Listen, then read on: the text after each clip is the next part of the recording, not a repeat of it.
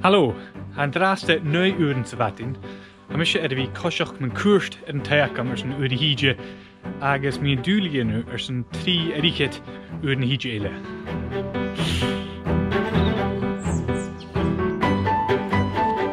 Ha mi torst het karretjen, een chigenaatje, pies een beetje nu, kamerom, ik in een arm.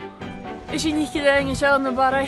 Sbisha Kanyach, en mijn sjaas vaak in een glas goed. Hallo, is Misha Kirsty, Shaw Ines, Shaw Eli, agus as je aan een cheat na bandi in Australia, agus as je na kut taikri kalm.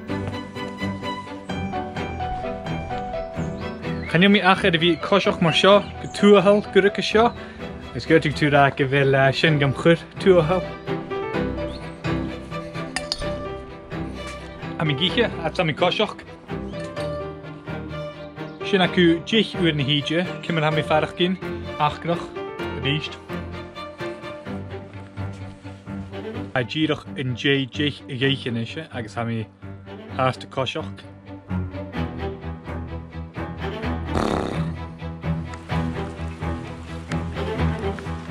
Aku shin derven isje, ganelach, koik uur na hije die gal. Agus, ma gas een gorst, michaun, kleva. Bekket weg, sin aku solas ma en nog genis agus na chean. Mi sechat de fies as cruaie min dagus.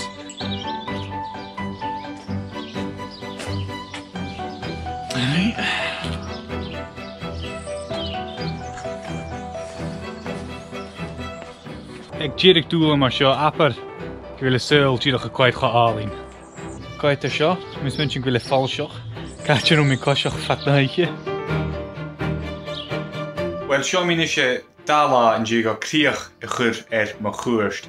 Smynch yn y rash na raimio, mi smynch gro darwyd fa gyma cwtrmach an y fi jyn y cwysyn y sasag o sin Mr. Hosh mi fuse cosioch raim cygwnig nach romi gysfen ro holichtje agus nach romi gysfen ro gwych nes moa.